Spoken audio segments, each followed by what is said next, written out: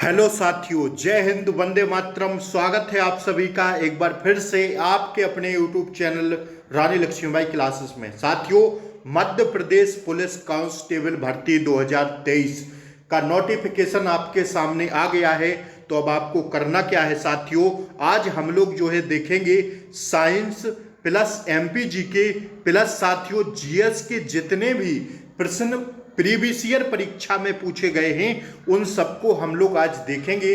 Previous year देखकर ही हमें पता चलता है कि किस प्रकार का पेपर इस साल बनेगा। ठीक है, तो रियल पेपर है साथियों, आपको क्लास को पूरी देखना है। ऐसे प्रश्न आते हैं, आप खुद देख लीजिए कि प्रश्नों का लेवल क्या रहता है जीके व जीएस और साइंस में। तो आइए बगैर समय को गंवाए हुए हम लोग स्टार्ट करते हैं। देखिए साथियों, प्रीवियस ईयर में आपसे पूछा गया था कि भारत का विदेश सचिव कौन है।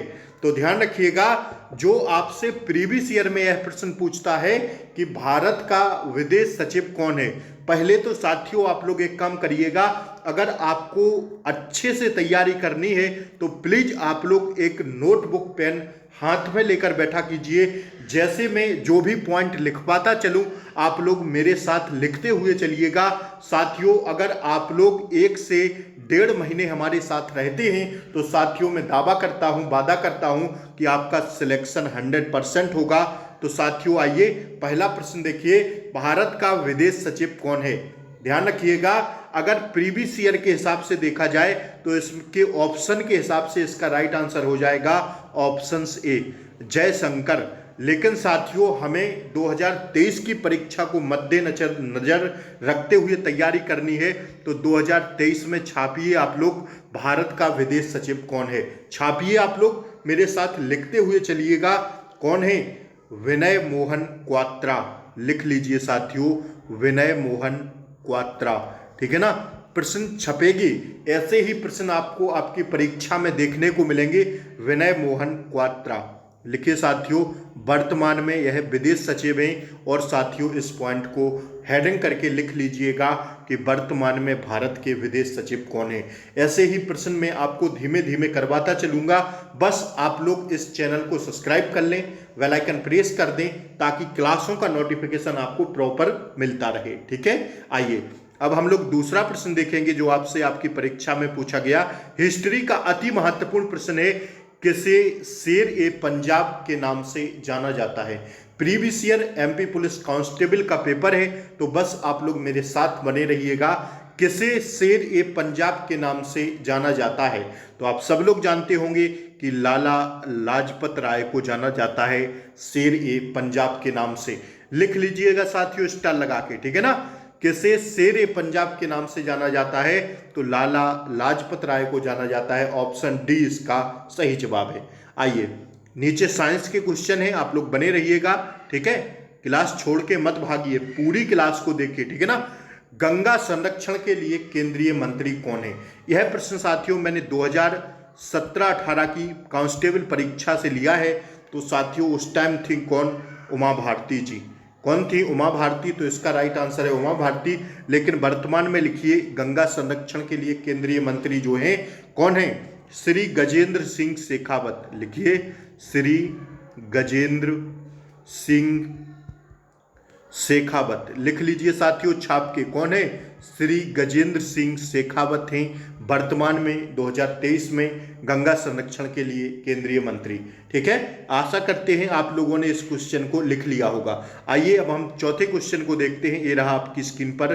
देखिए साथियों, यह प्रश्न करंट अफेयर्स का पूछा गया था आपसे, तो मैं करंट अफेयर्स की आपके लिए अलग से तैयारी करा दूंगा। 2022-23 की करंट अफेयर्स आपको करा दूंगा, घबराने वाली जरूरत नहीं है।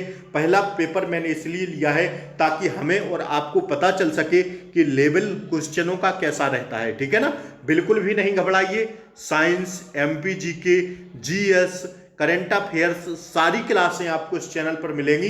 बस आप लोग चैनल को सब्सक्राइब कर लें, बेल आइकन प्रेस कर दें ताकि क्लासों का जो नोटिफिकेशन है वो आपको सुबह और शाम दोपहर जब भी मैं क्लास यहां से अपलोड करूं आपको सबसे पहले मिल जाए। साथियों आपके पास 1 महीने सिर्फ बचा है, 12 अगस्त से आपके एग्जाम चालू हैं, तो साथियों इधर उधर मत कीजिए। समय बहुत कीमती होता है। अगर समय का सदुपयोग आप लोग यह 1 से 1.5 महीने कर ले जाते हैं साथियों, तो आपकी जीत निश्चित हो जाएगी साथियों। घबराने वाली बात नहीं है। आप लोग एक काम और किया कीजिए, एक प्रैक्टिस सेट दिन में जरूर लगाया कीजिए, चाहे ऑफलाइन हो या ऑनलाइन हो, जो भी आपके पास उपलब्ध है वह साथियों आप लोग एक दिन में प्रैक्टिस सेट जरूर लगाया कीजिए और अभी से प्रैक्टिस सेट लगाना स्टार्ट कीजिए। ठीक है। चौथा प्रश्न ये रहा आपकी स्क्रीन पर, मिशन 41,000 ऊर्जा बचाने के लिए डैश डैश डैश द्वारा आरंभ किया गया था। करंट अफेयर्स प्रीवियस ईयर का क्वेश्चन है, तो इसका सही जवाब हो जाएगा चौथा का, ध्यान रखिएगा, रेल मंत्रालय के लिए। ठीक है। मिशन 41,000 ऊर्जा बचाने के लिए डैश डैश डैश द्वारा आरंभ किया गया था, रेल मंत्रालय के द्वारा। ठीक है। अगला प्रश्न आपकी स्क्रीन पर ये लगा है, देखिए छठवां प्रश्न ये है कि मध्य प्रदेश की राज्य क्रीड़ा क्या है। क्रीड़ा मतलब आप लोग जानते हैं क्या होता है, राज्य खेल क्या है मध्य प्रदेश का राज्य खेल है मलखंभ। अति महत्वपूर्ण प्रश्न है, बार बार परीक्षाओं में पूछा जाता है, तो स्टार लगा के साथियों छाप लेना, मलखंभ है। ठीक है। आइए अगला प्रश्न हम लोग देखेंगे, ये रहा आपकी स्क्रीन पर, निम्न में से कौन सा एक भारत का पहला पोत प्रांगण है। तो साथियों यह है विशाखापट्टनम। कौन सा है, निम्न में से कौन सा एक भारत का पहला पोत प्रांगण है, तो वह क्या है, वह है साथियों विशाखापट्टनम। That's your answer. ठीक है। आइए अगला प्रश्न हम लोग देखेंगे, क्षेत्र के संदर्भ में भारत का, क्षेत्रफल के संदर्भ में भारत का सबसे बड़ा राज्य कौन सा है। तो साथियों इसका सही जवाब हो जाएगा राजस्थान। ठीक है ना, राजस्थान। अब आपको कमेंट बॉक्स में लिखना है कि मध्य प्रदेश का क्षेत्रफल की दृष्टि में कौन सा स्थान है। यह क्वेश्चन का आप लोग आंसर कमेंट बॉक्स में लिखिएगा। ठीक है, मध्य प्रदेश का स्थान कौन सा है। आइए अगला प्रश्न हम लोग देखेंगे, भारत में कौन सा राज्य सर्वाधिक कपास का उत्पादन करता है। यह प्रश्न आपसे पूछा गया था। ठीक है ना, तो सर्वाधिक कपास का जो उत्पादन करता है वह राज्य कौन सा, गुजरात। लगा लीजिए स्टार और साथियों लिख लीजिएगा, छपेगा। ठीक है, अति महत्वपूर्ण प्रश्न है, ऑप्शन ए इसका सही जवाब है। ठीक है। आइए अगला प्रश्न हम लोग देखेंगे, ये रहा आपकी स्क्रीन पर अगला प्रश्न, इनमें से कौन सा दुनिया का सबसे छोटा महासागर है। तो सबसे छोटे महासागर की अगर बात करें तो साथियों आर्कटिक महासागर जो है सबसे छोटा महासागर है। यह प्रश्न आपसे पूछा गया है, छाप लीजिए, सबसे छोटा महासागर है आर्कटिक महासागर। अगर आपसे पूछ दे कि सबसे बड़ा महासागर कौन सा है, तो छाप लीजिए सबसे बड़ा महासागर है प्रशांत महासागर। ठीक है, सबसे बड़ा महासागर है प्रशांत महासागर। That's your answer. आइए अगला प्रश्न हम लोग देखेंगे, सारे प्रश्न आपसे आपकी परीक्षा में पूछे गए हैं, तो आज मैंने जीके व जीएस की श्रृंखला ली है और साथियों साइंस की, कल में हो सकता है रीजनिंग की ले लूं या एमपी जीके का एक पोर्शन आपसे करवा दूं। 50-50, 100 प्रश्न में इसी चैनल पर आपको एमपी जीके की कराऊंगा। आपको घबराना नहीं है, बस चैनल पर बने रहना है और क्लास को यार लाइक कर दीजिए। कम से कम आप लोगों के लिए मेहनत की जा रही है, तो प्लीज़ क्लास को लाइक करिए, चैनल को सब्सक्राइब करिए, बेल आइकन प्रेस कर दीजिए ताकि क्लासों का नोटिफिकेशन प्रॉपर आपको मिलता रहे। और साथियों क्लास को उन सभी साथी, उन सभी रिलेटिव्स, रिश्तेदार, अपने सभी तक यह क्लास पहुंचा दीजिए जो साथियों मन से एमपी पुलिस 2023 के लिए अपनी साथियों पूरी ताकत लगाना चाहते हो। इस बार उन्हें वर्दी का जुनून हो, वर्दी उन्हें पक्की करनी हो, तो आइए मेरे साथ जुड़िए। आप सभी का स्वागत है तहे दिल से। ठीक है, 12वां प्रश्न रहा आपकी स्क्रीन पर, मुगल बादशाह जहां ने बड़े बेटे थे। मुगल बादशाह जहां के बड़े बेटे थे जिन्हें एक महान मानवतावादी के रूप में जाना जाता था। कौन थे, तो ध्यान रखिएगा वह कौन थे। That's your answer, option A Dara Shikoh. Dara Shikoh जो थे साथियों मुगल बादशाह जहां के बड़े बेटे थे जिन्हें एक मानववादी, महान मानवतावादी के रूप में जाना जाता है, तो दारा शिकोह इसका राइट आंसर है। देखिए हिस्ट्री का जो है पोर्शन ज़्यादा पूछा जा रहा है, तो मैं हिस्ट्री के मोस्ट इंपोर्टेंट क्वेश्चन आपको करवा दूंगा, घबराना नहीं है। ठीक है, प्रीवियस ईयर से हमें यही पता चलता है कि लेवल किसका सबसे ज़्यादा पूछा जाता है, तो दैट्स योर आंसर। ठीक है, मैं करवा दूंगा, घबराइए नहीं। ठीक है, 13वां प्रश्न है, डेविड डेविस कप से इन्हें सम्मानित किया जाता है। जॉन को नहीं, व्यक्तियों को नहीं, जिलों को नहीं, बल्कि डेविस कप से सम्मानित किया जाता है देशों को, ठीक है ना। आइए अगला प्रश्न ये रहा आपकी स्क्रीन पर देखिए, दिसपुर किसकी राजधानी है? तो राजधानी, राज्यपाल, ये सब आप लोग अभी से याद कर लीजिएगा, पेपर के टाइम के लिए मत बैठिएगा, ठीक है। असम की राजधानी क्या है? दिसपुर, ठीक है।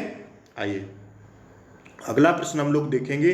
अगला प्रश्न साथियों ये रहा आपकी स्क्रीन पर देखिए, सारे प्रश्न परीक्षा में आए हुए हैं। यदि आप वार्षिक वर्षा के अनुसार सबसे गीले स्थान मैसिनराम में यात्रा कर रहे हैं तो आप किस राज्य में होंगे? तो साथियों सबसे स्थान जो गीला रहता है वर्षा के अनुसार वह होता है कहाँ का? ध्यान रखिएगा आप लोग, इसका राइट आंसर हो जाएगा कौन सा? आप लोग इसको ध्यान रखिएगा, इसका राइट आंसर हो जाएगा मेघालय में, ठीक है। मेघालय इसका करेक्ट आंसर है। आइए अगला प्रश्न साथियों देखिए, ये रहा आपकी स्क्रीन पर 19वां प्रश्न कि महाकालेश्वर मंदिर डैश डैश डैश शहर के दक्षिण पश्चिमी भाग में स्थित है। तो कहाँ पर है? उज्जैन में। इस बात को आप सब लोग जानते होंगे अच्छे से, ठीक है। उज्जैन इसका राइट आंसर है। आइए हम लोग अगला प्रश्न देखेंगे, 20वां, ये रहा आपकी स्क्रीन पर देखिए, कांचीपुरम रेशम साड़ियाँ किस राज्य की पैदाइशी हैं? कांचीपुरम रेशम साड़ियाँ किस राज्य की पैदाइशी हैं? तो राइट आंसर है तमिलनाडु की। कहाँ की? Tamil Nadu, that's your answer. यह प्रश्न आपसे पूछा गया। अब साथियों हम बढ़ते हैं साइंस के पोर्शन पर। जो साथियों आपसे साइंस के प्रश्न पूछे गए थे, लगभग 35 प्रश्न मैंने इस श्रृंखला में लिए हैं, तो घबराइए नहीं, बने रहिए चैनल पर, ठीक है। क्लास को पूरा देखिए, एंजॉय कीजिए और साथियों क्लास को लाइक जरूर कर दीजिए, ठीक है। निम्न में से क्या जीवाश्म ईंधन नहीं है? 4 ऑप्शंस आपके सामने हैं, साइंस का निचोड़ आ गया है, देखिए आप लोग बताइए निम्न में से क्या जीवाश्म ईंधन नहीं है? 4 ऑप्शंस में बताइए कि कौन सा जीवाश्म ईंधन नहीं है। तो इसका राइट आंसर हो जाएगा लकड़ी जो है साथियों जीवाश्म ईंधन नहीं है। कोयला होता है, पेट्रोलियम होता है, प्राकृतिक गैस होती है, लेकिन लकड़ी जो है जीवाश्म ईंधन नहीं होती है, ठीक है। आइए अगला प्रश्न साइंस का ये रहा आपकी स्क्रीन पर, निम्न में से क्या विद्युत धारा के चुंबकीय प्रभाव का उपयोग नहीं करता? कौन नहीं करता विद्युत धारा के चुंबकीय प्रभाव का उपयोग?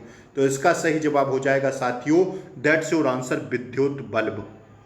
लिख लीजिए साथियों छाप के, विद्युत बल्ब जो होता है वह साथियों विद्युत धारा के चुंबकीय प्रभाव का उपयोग नहीं करता, ठीक है, बल्कि ये तीनों करते हैं, विद्युत पंखा, घंटी और मोटर, ठीक है। आइए अगला प्रश्न हम लोग देखेंगे, दानेदार Zn को जब सोडियम हाइड्रोक्साइड से उपचारित किया जाता है तो यह प्रदान करता है क्या?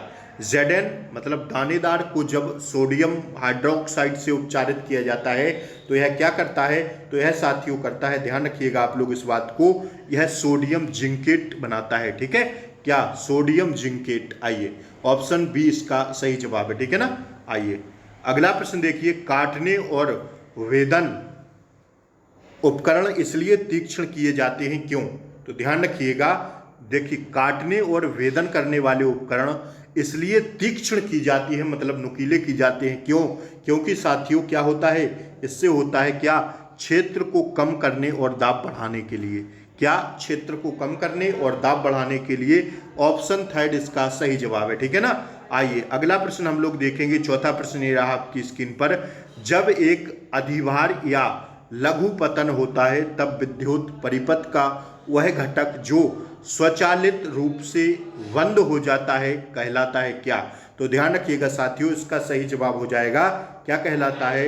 लघु परिपथ भंजक। क्या कहलाता है? लघु परिपथ भंजक, ठीक है। ऑप्शन बी इसका सही जवाब है, ठीक है ना। आइए ठीक है साथियों, क्या कहलाता है? लघु परिपथ भंजक, दैट्स योर आंसर, ठीक है। आइए अगला प्रश्न अब हम लोग देखेंगे, इसका राइट आंसर हो गया 14 का ऑप्शन बी, ठीक है ना। ऑप्शन बी इसका सही जवाब है, ठीक है। आइए अब हम लोग देखेंगे अगला प्रश्न, ये रहा आपकी स्क्रीन पर, देखिए साथियों मेरे साथ बने रहिएगा। परावर्तन में परावर्तन कोण डैश डैश डैश के समान होता है।